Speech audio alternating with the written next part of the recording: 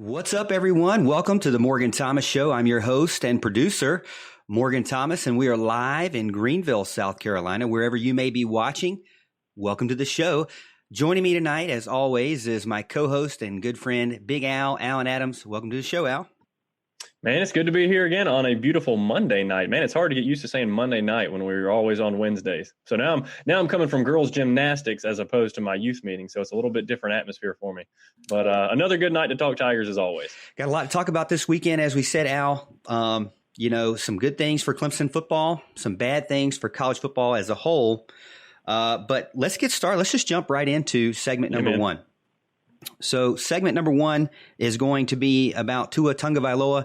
That's the big topic of this week is really that he had a hip surgery today. This morning, actually, he dislocated his hip in the Crimson Tide's 38-7 win over Mississippi State on Saturday. He was injured with only 3 minutes left remaining before halftime, Al. Brought down by two Mississippi State Bulldog defenders, rolling over onto looks like his right hip. Kind of jarred it there and dislocated his hip. They had a CAT scan and an MRI in Birmingham, flew him to Birmingham, and then immediately flew him to Houston and got a consult, and they decided that he would go under surgery to get that repaired as quickly as possible to save his football career. Very serious injury there, and something that our thoughts and prayers go out to him for sure. But it was definitely something that was pretty controversial because they were up by so many points before halftime, right before halftime, really. As you can see there in the video that we're playing, you can see when they're in the huddle, it seems like Nick Saban wasn't originally going to let him go back out there. And then he comes over and kind of pats him on the shoulder. We don't know what he said, but Nick Saban laughs, which he rarely ever does. And then he goes back into the game. Now, a lot of people are saying, he should have never been in the game. This is why you take people out. This is why you take your starters out when it's a blowout like that. Yeah. I don't necessarily know if I feel that way from the start, but what did you think? Yeah, it's really a difficult call. I mean, to be honest, I think most teams kind of keep their starters in, at least a little bit into the second half. I mean, Clemson does the same thing with Trevor Lawrence. He was playing into the third quarter as well. So it's kind of really difficult to go by as far as that's concerned. I mean, every situation's different. I think in this case, one of the things I kind of thought about while I was watching the game is that, Saban probably thought, at this point with the loss to LSU and not going to be able to, or most likely not going to be able to make the championship game in the SEC. I mean, he's going to need to blow out people to kind of make a statement that Alabama still deserves a chance if a spot were to open up. Obviously, one of the Pac-12 teams or somebody would probably have to fall off in order for that to happen. In order for Bama to sneak back into the picture. But, I mean, you kind of got to play as if you still got a chance, right? So I think a lot of people still want to talk about Bama. They're still a household name. They're still a big brand. So anything that they can do to kind of keep their hopes alive, I think they're going to do it. I know Saban, I think, said after the game that he was wanting to practice the 2-minute drill with Tua, and I don't believe that one bit. Actually, Tua's been through a million 2-minute drills, so I don't think that was a problem. I think that was more of an excuse, but at the same time, I don't think he needed an excuse. I mean, like I said, people play their starting quarterbacks into the third quarter all the time. So it's not anything you have to apologize for. It's just kind of an unfortunate situation. He could have got hurt the very first play of the game. It's just kind of the way football goes. Yeah, I saw on Twitter immediately people saying, hey, he should have never been in the game. That's ridiculous. What was Nick Saban thinking? He doesn't care about his players. I don't believe that he doesn't care about his players at all. When I look back and, I'm not an elite player at all. I played soccer in high school and walked on at Anderson, was a tackle dummy, basically. I was a practice dummy.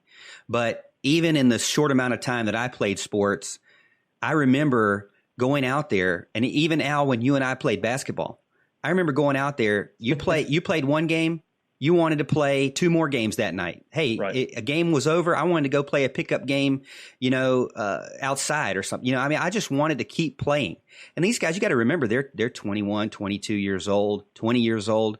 And so they're wanting to play as much as they can. They're not going to get a chance when they're probably 40, like most of us, or 35, or hey, even me, 32. You're not going to get a chance to play like that anymore. And so you got to take advantage of it. I remember before I tore my ACL, and I've torn my right ACL twice, and it's a very hard road to come back.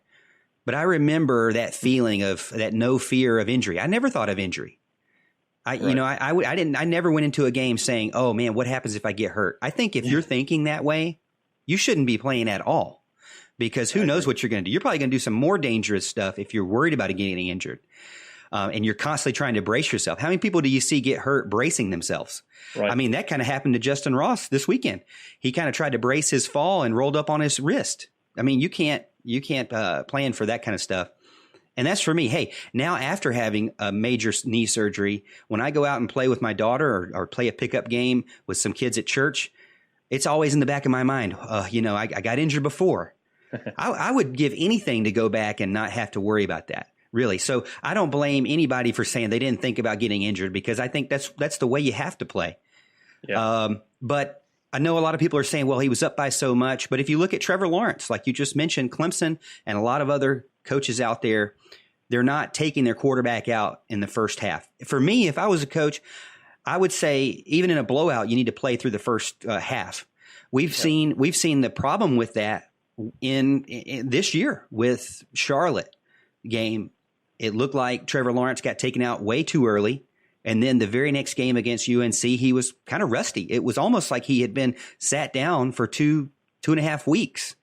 So I wouldn't set, because at that point, if you're only playing 2 or 3 snaps or 2 or 3 series, you basically didn't even play that week. So it's almost like you have to play him some. And I mean, like Nick Saban said, he is the starter. That's how we treat him. You don't think it's going to happen like that. And that accident, and I listened to Kelly this today at lunch. She read some of the medical stuff behind that. That was a freak accident, man. I mean, that just to have something like that pop out a joint and then also fracture. Some people say, well, he already came into the game injured, but that was his ankle, and they had already had surgery on it, and it was something that they were familiar with last year. So they kind of knew how to handle it. It wasn't something super similar. This was a completely different thing. And I don't know, maybe we're way off base. Maybe I'm off base. Maybe Alan's off base. Another big question that came in was not only should he or should he not have played, but another question was, now should they drop, even though they won, should they drop a lot in tomorrow night's college football rankings, because everybody knows that he's out for the season? Yeah, I don't know that they should necessarily drop all that much. I mean, I think we've seen enough of Mac Jones to think that he's a serviceable quarterback at least, and they're still Alabama. They still have Alabama playmakers. So I don't think they're going to drop too much. I mean, they maybe a spot or two or something like that, but I don't think it's that big a deal really going forward. I think I don't want to say they're about the same team with Mac Jones as they are with Tua, because that's not exactly what I mean, but I think they fall about the same place in the top 10 for me. It's just, like I said, a spot or two difference, and I don't think that's that big a deal. We're getting a lot of people in, on Facebook talking about kind of saying the exact same things that you were talking about earlier about he was already injured going into the game. I know you mentioned that earlier. Corey gets in and talks about, Tua is a competitor and wants to be in the game, and he's 100% right. I mean, that's a lot of these guys want to be in the game. Kind of a question that somebody got in, I kind of wanted to get your thoughts on. I heard a little bit of them talking about it today. I think Kelly was talking about it as well. It says, how far could Tua drop in the draft with all these injuries in college? And now, obviously, there's something to play out there. Obviously, they've got to kind of take these next several months and kind of see how he responds. And especially, I mean, come draft time, I think that's April, something like that. I mean, they'll kind of know a little bit better about how he's progressing and, how things are going there. But I think it could make a significant impact on his draft stock, maybe having him fall all the way out of the first round, at least as a possibility. What are your thoughts on that? If it were me and I was a GM, I wouldn't take somebody that couldn't start this next season coming up.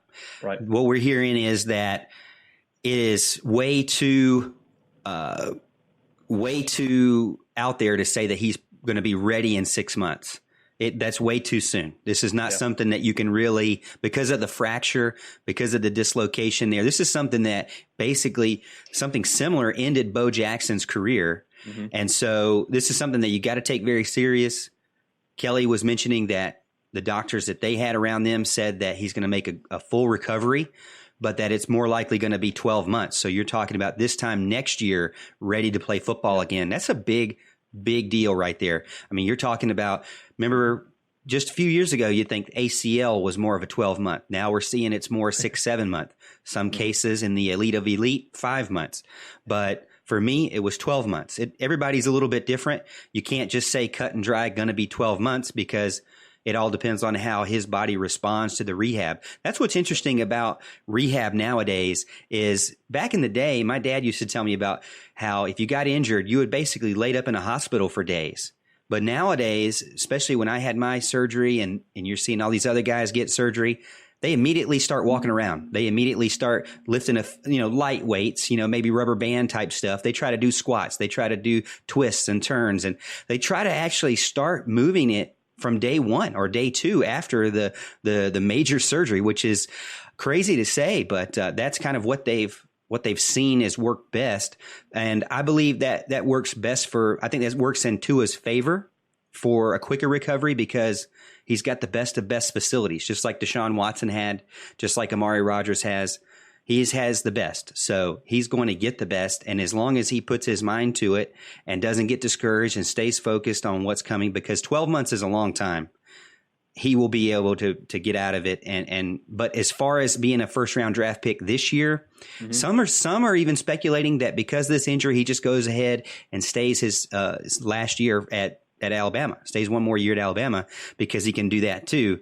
I wouldn't necessarily say that. It really all depends on what the draft, scouts are saying that he'll get drafted. Maybe it's one of those things, kind of like the NBA, where Kevin Durant is injured, but you go ahead and take him anyways because there's nobody else like him. I don't know. I'm a little nervous about Tua, not because of injuries, but he's also injury prone. If you can tell, I mean, he gets like 1-2 surgeries a year, which I'm not knocking him. I'm just saying this is a reality for him. Yeah. But also we know from Clemson playing him and from watching other games that he's a slinger. He doesn't like to do anything but go for the deep ball or go for the big play. He has a lot of tendencies on that. I'm not saying Trevor Lawrence hasn't as well, but he seems to be doing that a lot. And, you got to kind of be more versatile with that. You can't be a one-trick pony when it comes to the NFL because they will eat you alive. Those defenses can adjust. They're not like those strong SEC defenses that can't seem to adjust. But as far as will they drop in the rankings tomorrow night, my thought is I don't think they're going to drop this week. It depends on what Mac Jones does next week against Western Carolina. It falls perfect for them, Western Carolina, and then Auburn now becomes an even more difficult game. That's a road game. Mac Jones has 65 passes this year. Chase Bryce has 75. A lot of people say, well, Chase, Dabo Swinney likes to play his players. Chase Bryce doesn't have that many pass attempts anymore than Mac Jones does. But Mac Jones definitely has a lot less, and they've blown out a lot of teams. So he's been sitting a lot. Yeah. So that's my concern there. Another concern I have for you, Al, they only scored 3 points the rest of that game. They came back after halftime, scored 3 points, and that was it. They had a punt. They had a turnover on downs, and I believe that was it. They really didn't even have that many possessions in the second half. So for me, that's a concern. They definitely have, as Mark Packer says, those Frisbee catching dogs. But it is a concern for me that they weren't able to really score after that.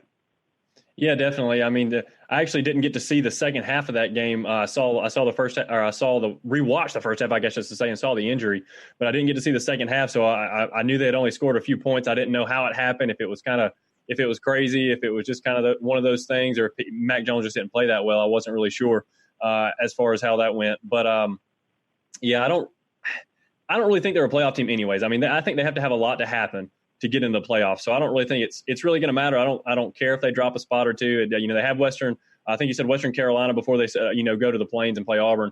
I don't think it's going to matter because I just don't think they're going to get in anyways. I think it's kind of one of those moot points where you're talking about a little more than we really need to, because I don't think it's going to make a difference in the end.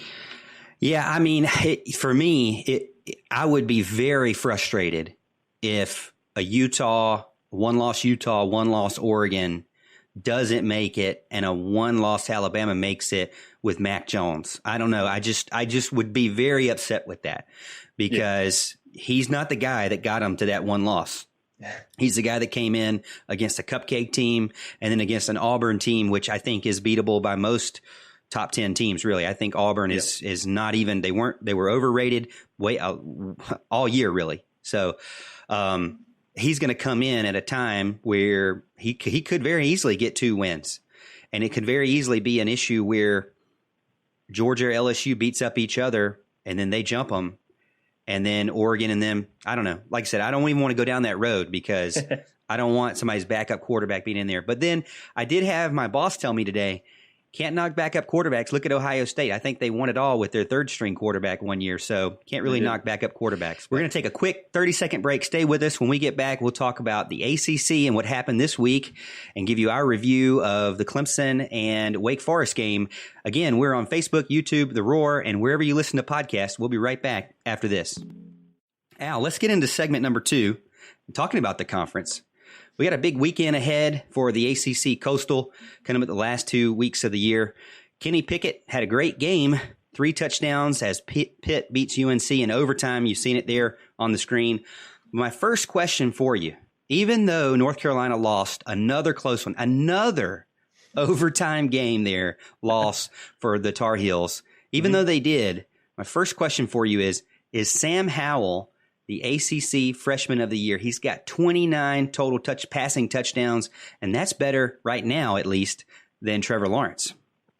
Yeah, absolutely. I think you have to give him strong consideration for sure. He's had a great season. I don't think a lot of people were quite expecting him to be this good. Obviously, he was an FSU decommitment, I believe, and kind of flipped over to UNC and heck, gave Clemson a run for their money. He's great on the deep ball, has good touch on the deep ball.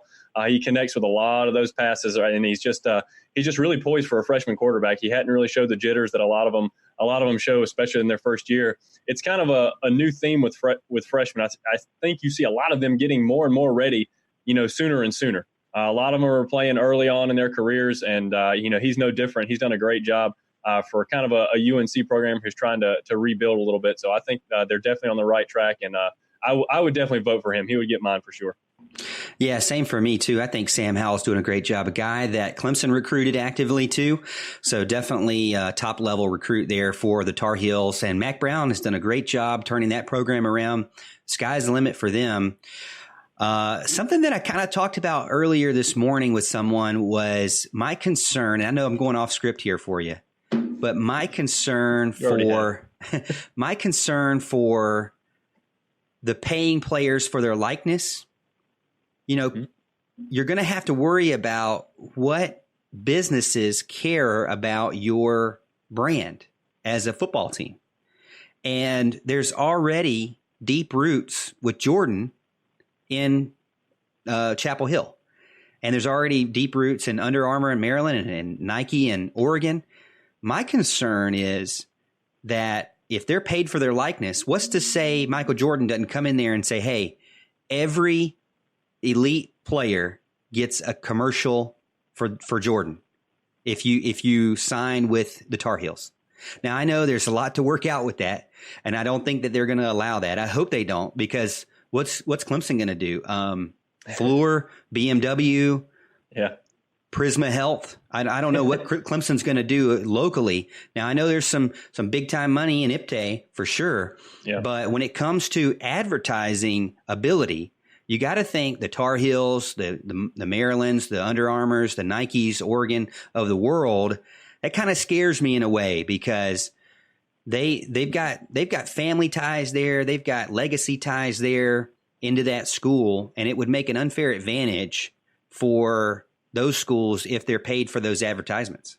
I didn't know. I know we kind of went off script, but did you have any thoughts on that?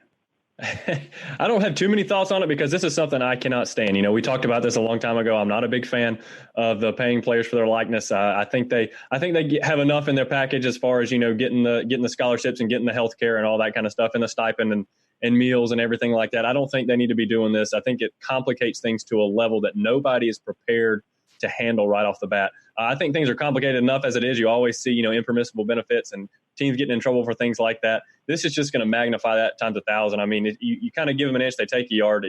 They're going to offer, say you can give a player up to $10,000 or whatever some arbitrary number, and somebody's going to try to give them 20. It's just going to work that way. It's not. It's indifferent. It's unfair from state to state. Obviously, with higher cost of livings in certain state, are you going to adjust for that? Are you not going to adjust for that?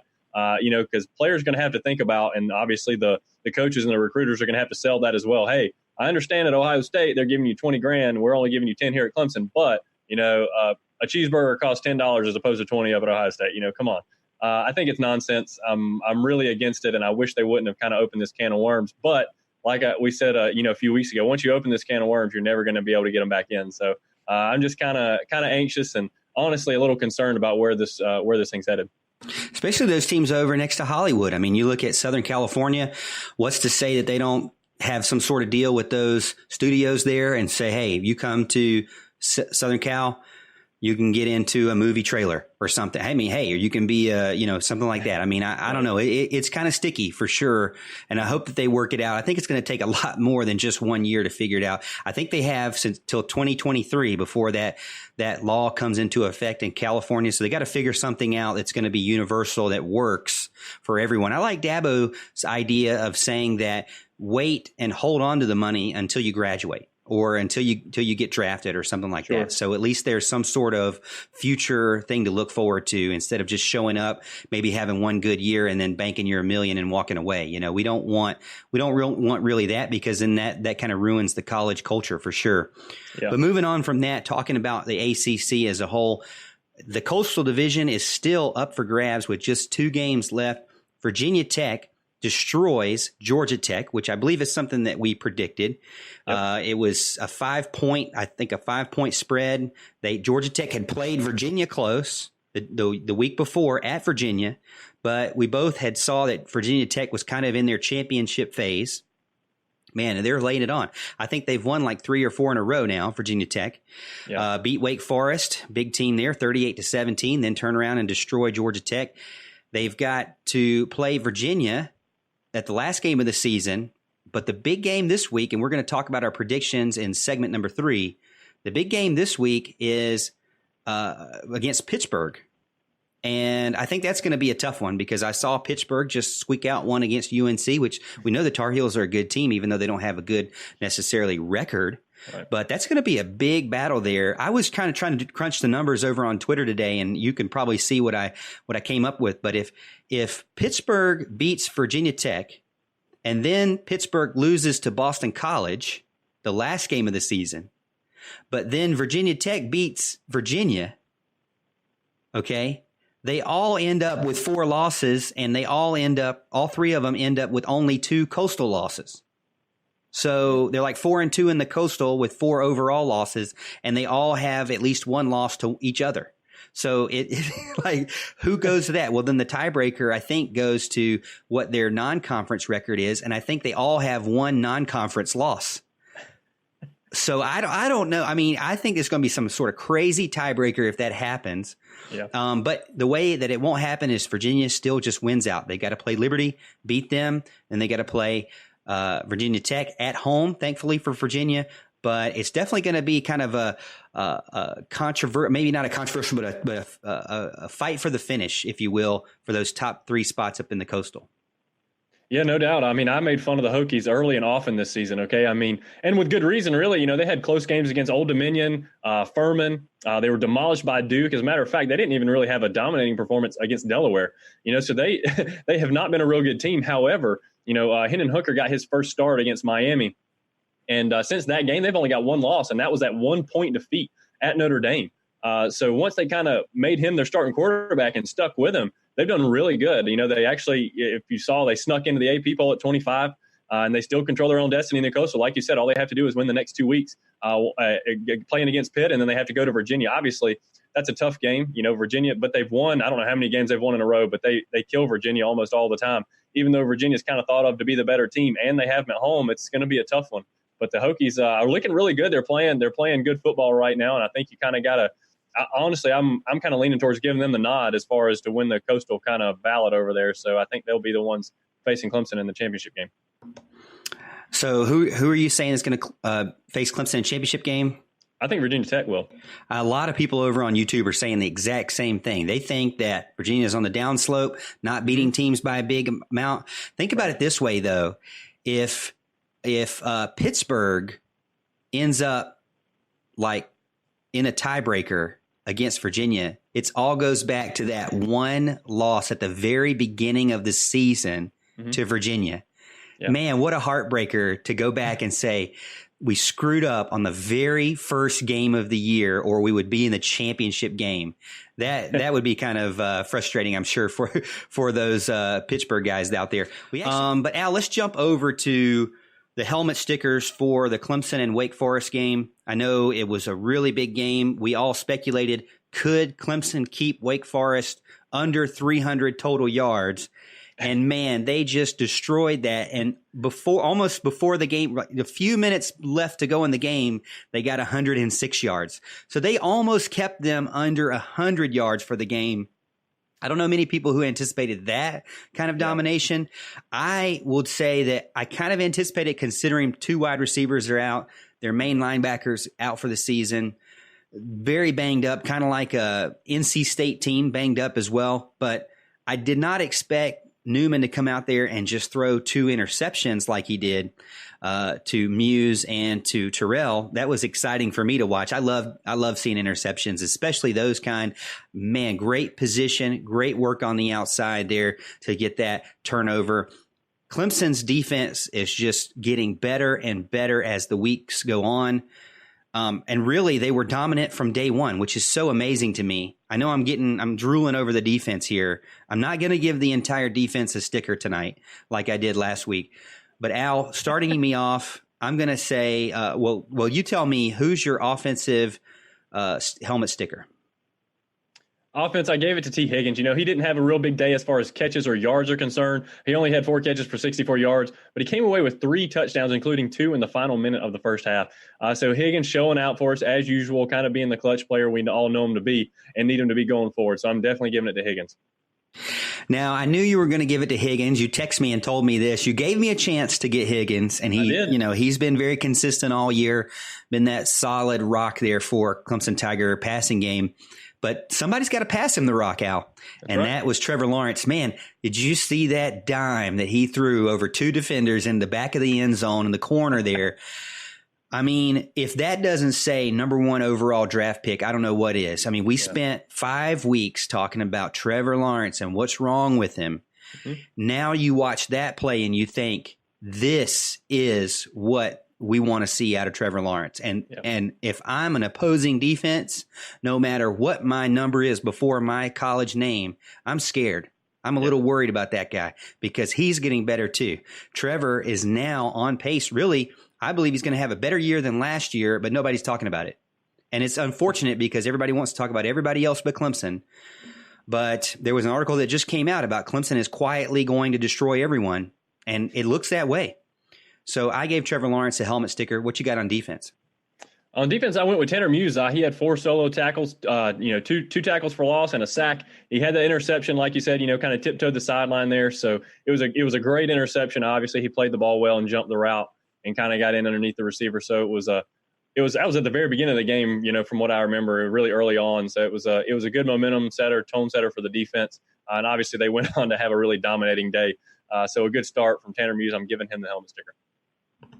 He didn't have the biggest stat sheet from last Saturday, but I'm going to say Tyler Davis because he has over 300, I think at 320 snaps more, or 350 or so snaps now. And to be able to do that as a true freshman after so many people lost on the defensive line, to be able to jump the guys that have been there, Pickney and Williams, and be able to not only substitute for them, which is what we expected, but start in place of them from day one, is just an amazing feat. And the number of snaps he has as a true freshman was something that I only thought that would be once in a generation type Dexter Lawrence type thing. And now here we're seeing it with Tyler Davis. And I got to give him a shout out because if you have been a fan of the show since February, really, back in February, I was kind of skeptical of him. I didn't think that he was going to kind of dominate and be a starter like he was. I mean, I met him face to face. He's a very young guy. He's got that baby face. He's kind of funny. He's easygoing. He's kind of quiet, but man, is he dominant on the field, and he knows how to slip blocks.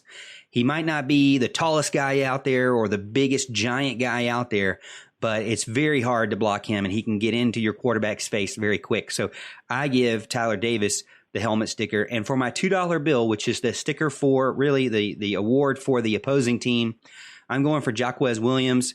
7 solo tackles. He had to take over for Justin Stranad, who tore his bicep, out for the season. Another, like I said, injury there. Leading tackler for that team, and now he's kind of stepped into that place, had 7 solo tackles, definitely stepping up in that linebacker position when they need it. But, unfortunately, Wake Forest hit their ceiling, and now they're on the way down. Yeah, I know. I stole the one you were salivating over, okay? We seem to give a lot of love to punters. I gave my $2 bill to Dom Maggio, the punter for Wake. I mean, this is just another Ray guy that punts against Clemson. Every week we seem to face the best punter on the planet. It's amazing how that works. He had 9 punts, an average of 57.7 yards, and a long of 66. Look, those numbers are absolutely absurd, okay? I kept waiting on the average to kind of even out and get down a little closer to 50, but it never happened. This guy was booming them all night long. It was absolutely outstanding. I really wish Clemson could get somebody that could boom them like that. It's just incredible. It does seem like Zach Lentz mentioned that it seems like every other team that Clemson plays has a giant punter that can just, punt out of the stadium, and Clemson can barely get it 40 yards. Yeah. What's frustrating to me is I hear the announcer say, "Oh, it was a short punt of 42 yards." And I'm like, short punt? That is Will Spires max, my man. You better give him some respect. I mean, he is going all out to get that 42 yards. I mean, he is pulling a hamstring to get those 42 yards. You're over here saying it's a short punt. Man, that's a deep one for Spires. So give him some respect. Hang tight. We're going to go on a 30-second break. We'll be right back. Normally we start with ACC teams, but let's start with the big one. Ohio State, Penn State. Penn State goes to Ohio State. Going to be tough. Road conference games late in the season is going to be tough to win. What are your thoughts about that game? Yeah, I mean, on paper, it just really doesn't seem like Penn State can hang in this game. Obviously, you've got Ohio State is the number 2 team in the country, a lot of speed, a lot of athleticism there. I think it's a lot different than the Ohio State teams we've seen in the past. I really think they're a much better team this year. That's just a big number for a rivalry game, especially when Penn State is a respectable team this year. I mean, heck, they were ranked number 4, just a couple short weeks ago. And I think this is Penn State's only hope to jump back into the playoff picture somehow if they can win this game and, win the championship in the Big Ten.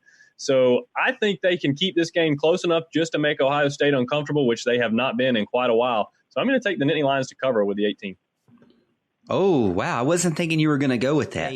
I'm picking Ohio State to come out and destroy them. I think Penn State is one of those teams that Clemson needs on their schedule because they're one of those teams that because of who they are, they get ranked early on in the season high, and they seem to just always stay there. If the ACC just had a few teams that could be 8-win teams, just had a few teams, and I'm not talking like 8-win by the end of the year. I'm talking about like 8 wins early on, like early 8-win teams, and Clemson played them, then that's what Clemson needs. I mean, if Penn State was in the Coastal, you wouldn't be able to tell them any different than any other team over there. This is going to be a team where Ohio State's going to be able to say, oh, we beat a top 10 team. It's going to be great. I get it, but Penn State's not a top 10 team in my eyes. I think that they're easily beatable by any elite team. Ohio State's an elite team. Clemson's an elite team. I'm going with the blowout on this one, Al. Like I said, it's going to be like Ohio State playing an average Coastal team. So give me Ohio State covering the 18. I know that's a big point difference here late in the season, but they are at home. So I'm giving them that too. At home, you got to give them a touchdown, I think. That's fair. And then, I think they're definitely better than Penn State. So I'm going to say that. Moving back to the ACC, kind of more traditional, starting off with a Thursday night game. It seems like NC State, Georgia Tech play Thursday night games like every week. But NC State at Georgia Tech minus 1.5. I kind of scratched my head on that one. Georgia Tech minus 1.5. What you got? Look, I'm taking the Yellow Jackets minus the 1.5. They've been playing better ball as of late. I think NC State is just in absolute shambles.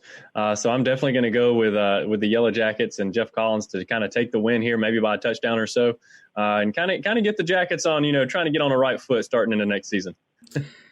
I'm going against you on this one too. I think that NC State can do just enough. Give me the points, 1.5. Next up is Liberty at Virginia. This is one that I think everybody's expecting. This is one of the 3 last games for Virginia that is a home game, so it's a good lineup for Virginia. But UVA minus 18.5. I think UVA can win, but can they win by more than 18.5? Yeah, Liberty's kind of shown the propensity to score some points this year. The Cavaliers need to be careful kind of looking ahead to next week's matchup against the Hokies. But in the end, I think they're just too much for Liberty, and I'm going to take Virginia minus the points. I'm taking actually Liberty on this one. Liberty is giving up a lot of yards, so I know Virginia's going to score on them. But Virginia's kind of played some tough games recently, and I know that Liberty can actually score. I'm gonna go out on a limb on this one. I'm gonna say that Virginia wins but doesn't cover. So give me Liberty plus the points on this one.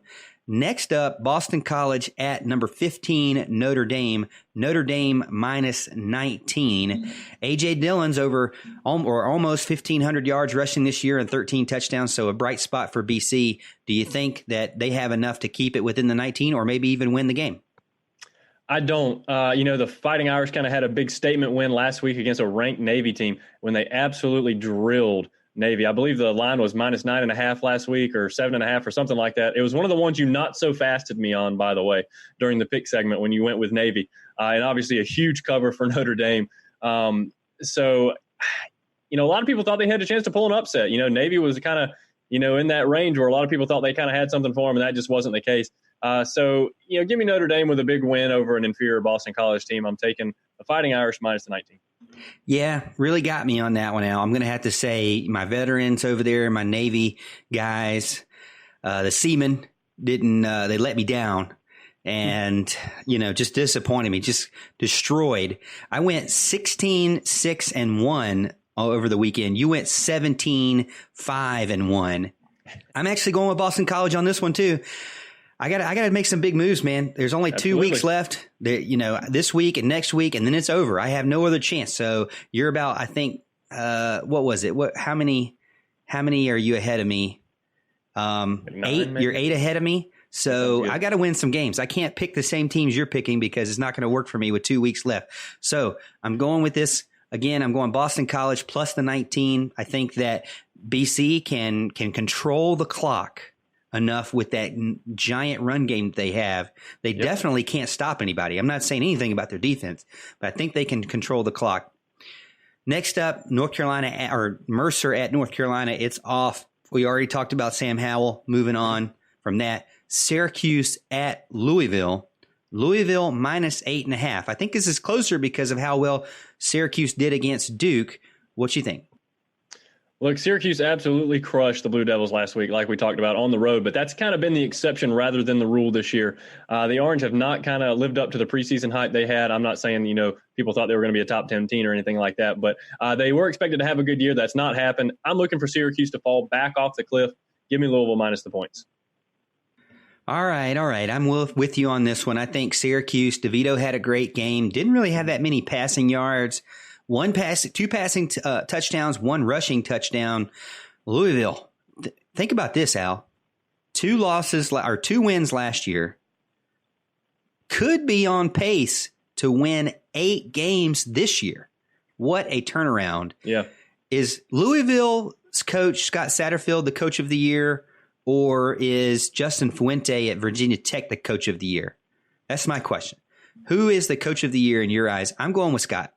I am as well. Yeah, I think they were supposed to be just an absolute atrocity this year. After last year, I mean, they were one of the worst teams around in the entire country. And I'm really impressed with what Satterfield's done there. I think he's going to have a lot of people come calling for him at the end of this year. I take Louisville to cover. Next up, Miami at Florida International. Interesting, Miami at Florida International. Miami giving 18.5 at Marlins Park. They're used to that park there.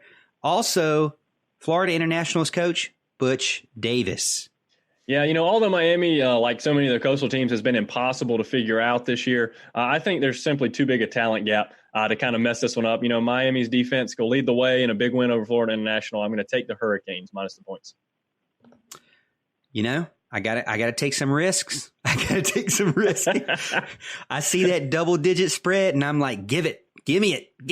So, as you noticed, I didn't take the single-digit spread. I took the double-digit before. I'm taking it again.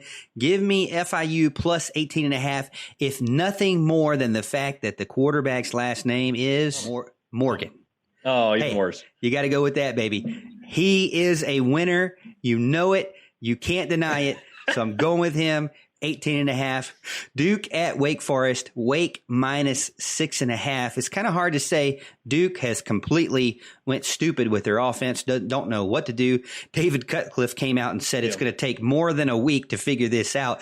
He said he's going to have to go back to the drawing board and start reading books on offense to try to figure this out.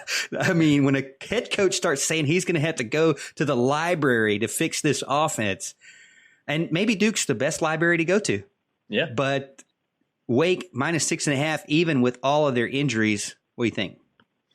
Look, yeah, even without Sage Surratt, which is a great player for Wake, I really was looking forward to seeing the test that he was going to bring with Washington as well as Hinton to the receiving corps to Clemson. Obviously, we didn't get to see that this past week. But even with those injuries, there's no way I'm betting on this Duke team the way they've looked down the stretch run. They have really disappointed me. I bet on them early in the season, and they did well for me. I've been betting on them at the end, and they've really been making me come out on the bad end of things. So I'm not even going anywhere near Duke. I am taking Wake to cover.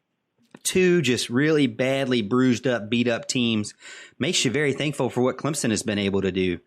But I think Wake is going to recover at home after that beat up from Clemson and give me Wake to win and cover the 6.5. Last ACC game of the night. This is the one that we kind of wanted to get into a little bit further. Pittsburgh at number 25, Virginia Tech. Looks like Virginia Tech is minus 3 right now. So the favorite at home, which I think you'd be expected there. Pittsburgh has that better rushing defense, but it is at Lane Stadium. And man, Bud Foster is about to go out on fire in his farewell season. What you think? Yeah, like I've mentioned recently, I'm begrudgingly high on the Hokies right now. I really liked it when I could hate them early in the year, and I could pick them to kind of be closer games with Furman and things like that in Old Dominion, and kind of beat them with the spread there. Kind of like you did, the double-digit spreads. I like the underdog there. I was doing that earlier in the year, and it was really working out for me, but they've been playing a lot better ball. They know they have to win at home this week and beat the Cavaliers, and they're in. Okay, all they got to do is win the next 2 games. They are the Coastal champions. All right, so I'm gonna roll with Virginia Tech here. Say they get it done. I'm gonna take them not only to win but to cover the 3 points. I really feel like both teams have a chance to win the Coastal.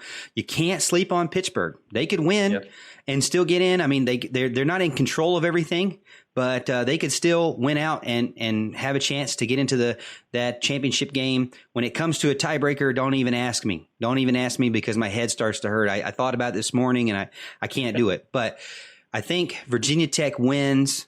I'm not so sure that they win by 3, even 3. I think it's going to be close, might even be an overtime game. I mean, I think it's going to be like a 1 or 2 point win for Virginia Tech, but Pitt covers. So give me Pitt. We talked about Penn State, Ohio State. Mm-hmm. Really, the only other ranked versus ranked is that one team that Clemson used to get knocked on for not being ranked, but now is ranked. So you've got 24 Texas A&M at number 4, the Dogs, Georgia Bulldogs, UGA minus 13.5 starting out the gate. Offense still trying to figure things out. It's late in the season. Doesn't seem to be very explosive like we anticipated, but their defense has been pretty stout. So Texas A&M, on the other hand, they've quietly won now. They're 7-3, but they have 2 really tough last games of the year. They've got to go to Georgia this weekend, and then they've got to turn around and go to LSU.